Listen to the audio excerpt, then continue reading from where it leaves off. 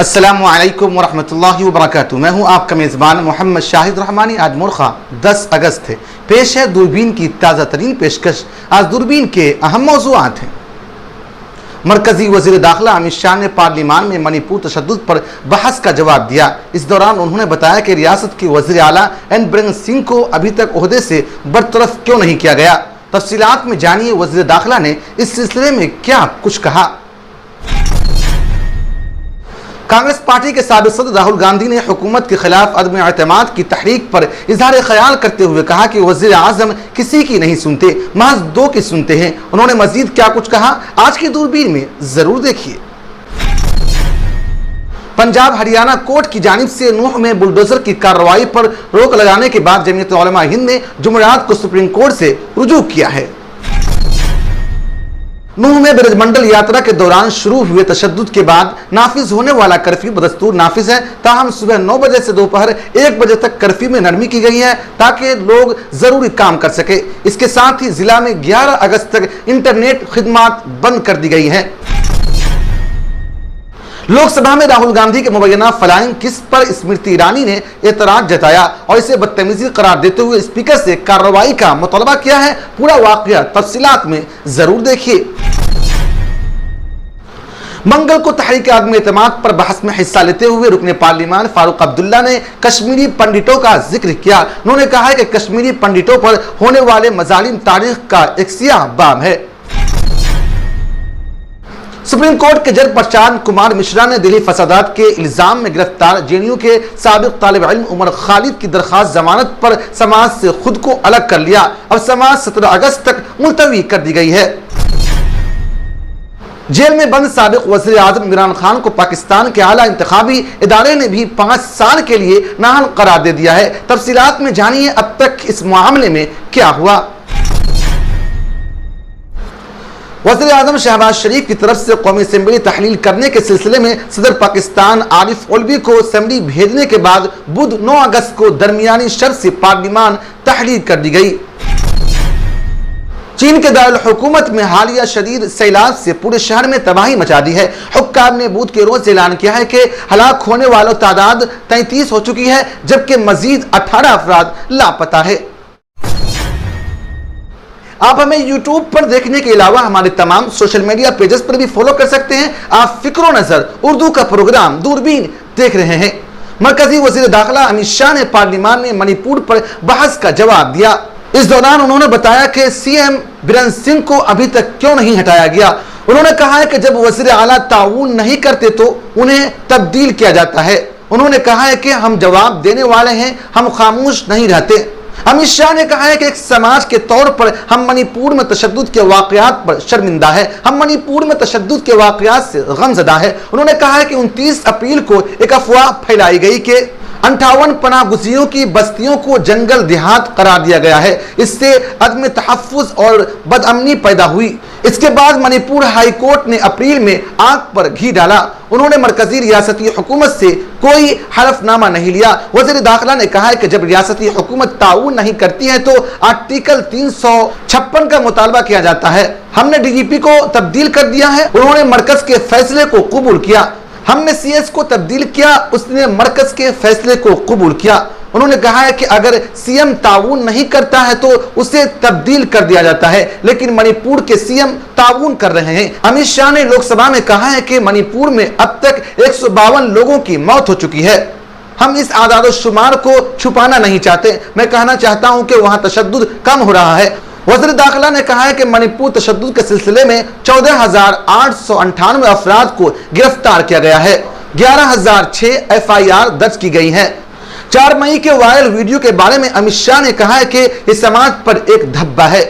शाह ने कहा है कि मीडिया ने पूछा कि 4 मई का ये वीडियो मानसून इजलास से 1 दिन पहले क्यों आया। अगर वीडियो पहले से मौजूद है तो क्या इसे पुलिस को नहीं भेजना चाहिए था। अगर ये वीडियो डीजीपी के साथ शेयर की जाती तो हम 5 मई को गिरफ्तारियां कर लेते। वीडियो मंजर आम पर आने के बाद 9 अफराद को गिरफ्तार किया गया और उन पर मुकदमा चल रहा है। शाह ने कहा है कि मेरे रियासती वजीर नतिया नंद ने वहां 23 दिन गुजारे हैं। मुझसे पहले कोई मणिपुर नहीं गया था, मैंने वहां 3 दिन गुजारे।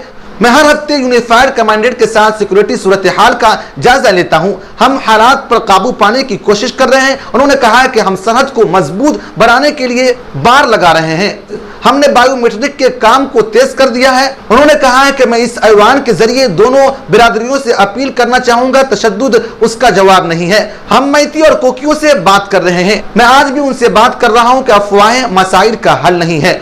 उन्होंने कहा है कि मैं अमन की अपील करना चाहूंगा। मैं दूसरे के बारे में बात नहीं कर सकता, लेकिन मुझे यकीन है कि एनडीए की मेंबरान पार्लिमान इसमें शामिल होंगे। कांग्रेस पार्टी के साबिक सदर राहुल गांधी ने मणिपुर तशद्दुद मामले पर मोदी हुकूमत के खिलाफ अदम एतमाद की तहरीक पर बोलते हुए कहा कि वज़ीर आज़म किसी के नहीं सुनते, महज दो की सुनते हैं, एक अमित शाह की और दूसरे अडानी की सुनते हैं। उन्होंने मजीद कहा है कि रावण भी दो लोगों की ही सुना करता था, एक मेघनाद और दूसरा कुंभकर्ण, और श्रीलंका को भगवान हनुमान ने नहीं बल्कि रावण के तकब्बुर ने जलाया था।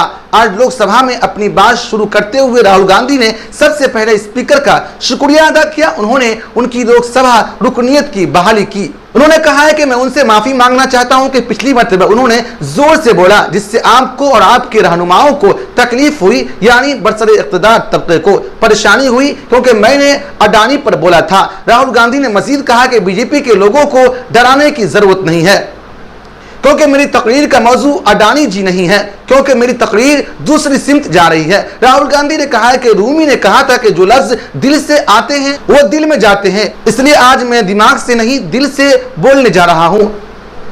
मैं आप लोगों पर बहुत ज्यादा हमला नहीं करूंगा, लेकिन एक दो गोली जरूर मारूंगा। राहुल गांधी ने भारत जोड़ो यात्रा का जिक्र करते हुए कहा कि 130 दिन के लिए हिंदुस्तान के एक कोने से दूसरे कोने तक गया और मैं अकेला नहीं था। मैं समुद्र के साहिल से कश्मीर के बर्फीली पहाड़ियों तक गया और ये यात्रा अभी जारी है। बहुत लोगों ने पूछा कि राहुल तुम क्यों चल रहे हो। जब वो पूछते थे तो शुरुआत में मेरे मुंह से अल्फाज नहीं निकलते थे, शायद उस वक्त मुझे ही गहराई से नहीं मालूम था। कुछ दिनों में मुझे समझ आने लगा जिस चीज के लिए मैं मरने के लिए तैयार हूं, मोदी जी के जेल जाने के लिए तैयार हूं, वो ये है कि मैं सालों से 8-10 किलोमीटर दौड़ता था, तो मुझे लगा कि इस भारत जोड़ो यात्रा में कोई मसला नहीं है। लेकिन जब तकलीफ हुई तो गुरूर खत्म हो गया। जब भी ये डर बढ़ता था तो कोई ना कोई मुझे ताकत देता था। एक छोटी सी लड़की ने खत दिया कि उसके साथ चल रही है। किसान क्या, हजारों लोग आए और फिर मैं बोल ही नहीं पाया क्योंकि वो लोग इतना बोलते थे। राहुल गांधी ने अपनी बात को आगे बढ़ाते हुए कहा कि फिर एक किसान आया और किसान ने हाथ में रुई ली हुई थी। मेरी आंख में देखकर उसने रुई का बंडल दिया और कहा यही बचा है मेरे खेत का और कुछ नहीं बचा है। मैंने पूछा कि आपको बीमा का पैसा मिला है। इसका किसान ने नफी में जवाब दिया और कहा कि बड़े सरमाया इदारों ने मुझसे छीन लिया। जो उसके दिल में बात थी वो मेरे दिल में आई।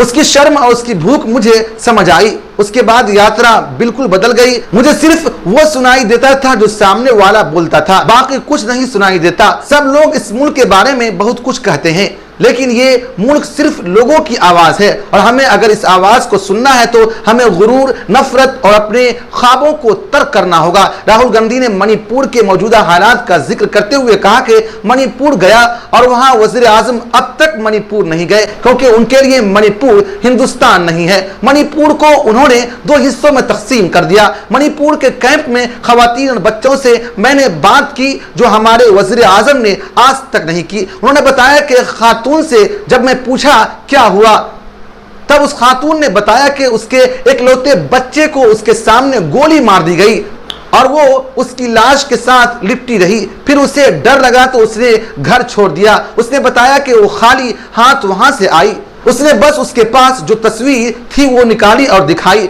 दूसरी खातून से जैसे ही पूछा कि तुम्हारे साथ क्या हुआ, तो एक सेकंड में कांपने लगी और वो इस खौफनाक वाक़े की तस्वीर से ही बेहोश हो गई। फिर राहुल गांधी ने मरकजी हुकूमत और वजीर आजम मोदी पर हमला आवर रुख इख्तियार करते हुए कहा कि उन्होंने मणिपुर में भारत माँ का कत्ल किया। राहुल गांधी के इस बयान पर लोकसभा में हंगामा शुरू हो गया और मरकजी वजीर किरण रिजिजू ने तो यहाँ तक कहा दिया कि राहुल गांधी को माफी मांगनी चाहिए, क्योंकि शिमाल मशरिक की सूरत हाल के लिए कांग्रेस ही जिम्मेदार है। बहरहाल राहुल गांधी ने अपनी तकरीर के आखिरी में कहा कि जैसे मैंने तकरीर के आगाज में कहा था कि हिंदुस्तान दरअसल अवाम के दिल की आवाज है और इस आवाज का कत्ल आपने मणिपुर में किया और भारत माता का कत्ल किया। आप हुब्बुल वतन नहीं है, आप मुल्क के गद्दार हैं। आपके वजीर आजम मणिपुर नहीं जा सकते क्योंकि आपने मुल्क का कत्ल किया है। आप भारत माता के रखवाले नहीं हो, आप भारत माता के कातिल हो। मैं मणिपुर में अपनी मां के कत्ल की बात कर रहा हूं। एक मेरी वालिदा यहां बैठी है, एक मणिपुर में है। पंजाब हरियाणा हाई कोर्ट की जानिब से नूंह में बुलडोजर कार्रवाई पर रोक लगाने के बाद जमीयत उलमा हिंद ने जुमेरात को सुप्रीम कोर्ट से रुजू किया है। जमीयत उलमा हिंद ने अपनी दरखास्त में सुप्रीम कोर्ट से उन लोगों की बहाली के लिए हिदायत देने की इस्तादा की है जिनके मकानात फिरका वाराना तशद्दुद के बाद इंतजामिया ने बुलडोजर के जरिए मुनहदिम कर दिए। दरखास्त में सुप्रीम कोर्ट से अपील की गई है कि तमाम रियासतों को बुलडोजर के जरिए गैर कानूनी इंहिदाम को रोकने के लिए हिदायत जारी की जाए। अर्जी में यूपी, एमपी, दिल्ली और गुजरात में बुलडोजर के जरिए की गई कार्रवाइयों का भी जिक्र किया गया। तशद्दुद के बाद जिन लोगों के मकानात गिराए गए हैं उनके लिए मुआवजा फराहम करने अपनी अर्जी में जमीयत उलमा हिंद ने कहा कि पंजाब और हरियाणा हाई कोर्ट ने कार्रवाई करते हुए हरियाणा के नूंह में मुसलमानों की इमलाक पर जालिमाना बुलडोजर ऑपरेशन रोक दिया है, लेकिन न तो गैर कानूनी तौर पर मिसमार किए गए तकरीबन 650 कच्चे पक्के मकानात के मकीनों के लिए मुआवजा और आबादकारी का हुक्म दिया गया और न ही गलती करने वाले अहलकारों के खिलाफ कार्रवाई का कोई हुक्म जारी किया गया। जमीयत उलमा हिंद ने अर्जी में कहा कि हरियाणा इंतजामिया ने मकान को गिराने से पहले कोई पेशगी या इत्तला या वार्निंग नहीं दी थी। जो तामीरात गिराई गई हैं उनमें रहने वालों के पास कोई ठिकाना नहीं है और जो लोग काम की जगह खो चुके हैं उनके पास रोजी रोटी कमाने खाने का कोई जरिया नहीं है। दरखास्त में कहा गया है कि एक सख्त तरीक़ेकार की जरूरत है जिसमें किसी शख्स के जाती हुकूक को पामाल के बगैर मुतासरीन की बहाली और रिहाइश के इंतजामात का मौका दिया जाए। जमीयत ने दरखास्त में कहा है कि बुलडोजर चलाना गैर कानूनी है, चाहे बुलडोजर किसी भी मजहब के लोगों की इमलाक पर क्यों न चले। मुबैना मुल्जिमान के घरों को बुलडोज करना या महज उसकी वजह से कि ऐसी इमारत से मुबैना तौर पर पत्थर बरसाए गए सजा से पहले की सजा के मुतरादिफ है, जो कि कानूनी तौर पर गलत है। दरखास्त में कहा गया है कि मुल्क में बुलडोजिंग का रुझान बढ़ता जा रहा है, इसलिए यह इंतहाई अहमियत का हामिल है कि मुबैना गैर कानूनी तामीरात को गिराने के लिए कानून या कम अज कम रहनुमा उसूल पर अमल किया जाए। इस तरह के इन्हिदाम की वजूहात फितरत में मनमानी है। यह फायदे के बजाय बहुत ज्यादा नुकसान का बाइस बनता है, जिसके नतीजे में अफराद और उनके मुस्तकबिल के लिए बहुत ज्यादा तकलीफ और गैर यकीनी सूरत हाल पैदा करती है। दरखास्त में मजीद कहा गया है कि गुज़िश्ता साल उत्तर प्रदेश, मध्य प्रदेश, दिल्ली, गुजरात और दीगर रियासतों में बुलडोजिंग से तोड़ फोड़ की गई थी, जिस पर सुप्रीम कोर्ट ने हुक्म इम्तिनाई जारी करते हुए सख्त ज़बानी सरजनिश की थी। हरियाणा के नूंह में तशद्दुद के बाद इलाके में अमन व अमान की बहाली के लिए मुसलसल कोशिश की जा रही है। तशद्दुद से मुतासिरा इलाकों में सूरत हाल मुकम्मल तौर पर मामूल पर नहीं है। ऐसे में इलाके में अमन और हम आहंगी बरकरार रखने के लिए कर्फ्यू जारी है। इसके साथ ही जिलाई इंतजामिया ने 11 अगस्त तक इंटरनेट सर्विस बंद करने का फैसला किया। जिला में डीसी और एसपी मुख्तलिफ बिरादरियों के रहनुमाओं के साथ मीटिंग कर के अमन बरकरार रखने की मुसलसल अपील कर रहे हैं। वहीं हरियाणा के डिप्टी सीएम दुष्यंत चौटाला ने मंगल को एक बयान में इशारा किया है कि नूंह के हालात का अंदाजा करने में इंतजामिया की तरफ से चूक हुई है, जहां 31 जुलाई को एक मजहबी जुलूस के दौरान फिरका वाराना तशद्दुद फूट पड़ा था। चौटाला ने कहा है कि एडिशनल डीजीपी ने कहा था कि जुलूस के मुंतजिमीन ने 3200 अफराद पर मुश्तमिल ब्रजमंडल यात्रा की इजाजत ली थी। इसी के मुताबिक पुलिस फोर्सेस को तैनात किया गया था। इंतजामिया की तरफ से अंदाजा करने में चूक हुई और वो इस पूरी सूरत हाल का सही अंदाजा नहीं लगा सकी। नूंह एसपी, जिनका अब ट्रांसफर हो चुका है, वो 22 जुलाई से छुट्टी पर थे, जिसके पास इजाफी चार्ज था और उसका सही अंदाजा नहीं लगा सके, और जिन अहलकारों ने जुलूस की इजाजत दी वो भी उसका सही अंदाजा नहीं लगा सके। एक ऐसा नुक्ता है जिसकी तफ्तीश जारी है। उन्होंने ये जानकारी उस वक्त दी जब उससे पूछा गया कि क्या सूरत हाल का जायजा लेने में इंटेलिजेंस की नाकामी थी। कांग्रेस रहनुमा राहुल गांधी ने लोकसभा में तहरीक आदम एतमाद पर दूसरे दिन बहस में हिस्सा लिया। राहुल गांधी ने 2018 में मोदी हुकूमत के खिलाफ अदम एतमाद की तहरीक के दौरान वज़ीर आज़म मोदी के करीब पहुंचकर उन्हें गले लगाया। ताहम आज भी अदम एतमाद तहरीक पर अपनी तकरीर के बाद ऐवान से बाहर जाते वक्त राहुल ने बीजेपी अरकान की तरफ देखते हुए फ्लाइंग किस का इशारा किया। इस दौरान मरकजी वजीर स्मृति ईरानी तहरीक अदम एतमाद पर अपनी तकरीर कर रही थी। स्मृति ईरानी ने राहुल गांधी का नाम लिए बगैर कहा कि जिस शख्स ने मुझसे पहले तकरीर की उसने बदतमीजी की है। सिर्फ एक बदतमीज आदमी ही खातून पार्लियामेंटेरियन को फ्लाइंग किस का इशारा कर सकता है। इससे यह जाहिर होता है कि वो किस खानदान का फर्द है और उसका खातून और पार्टी खवातीन के बारे में क्या सोचती है।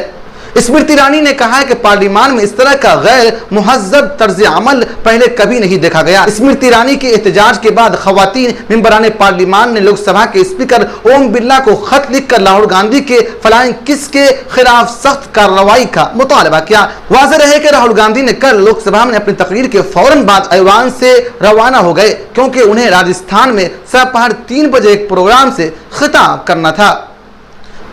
पार्लियामान में तहरीक अदम एतमाद पर कल दूसरे रोज भी बहस जारी रहा। तहरीक अदम एतमाद पर बहस में हिस्सा लेते हुए रुकने पार्लियामान फारूक अब्दुल्ला ने कश्मीरी पंडितों का जिक्र किया। उन्होंने कहा है कि कश्मीरी पंडितों पर होने वाले मजालिम तारीख का एक सियाह बाब है। 1947 में जब कबायली हमलावरों ने हमला किया तो महाराजा हरि सिंह की फौज कम थी। ताहम जब हिंदू, मुस्लिम, सिख, ईसाई सब ने मिलकर लड़ने का अहद किया उस वक्त हथियार नहीं थे, लेकिन जज्बा बहुत था। इस दौरान पटियाला रेजिमेंट ने सबसे पहले हमारी मदद के लिए आगे आई। उन्होंने कहा कि हमें भारत में रहने पर फख्र है, लेकिन इस मुल्क का भी कुछ फर्ज है।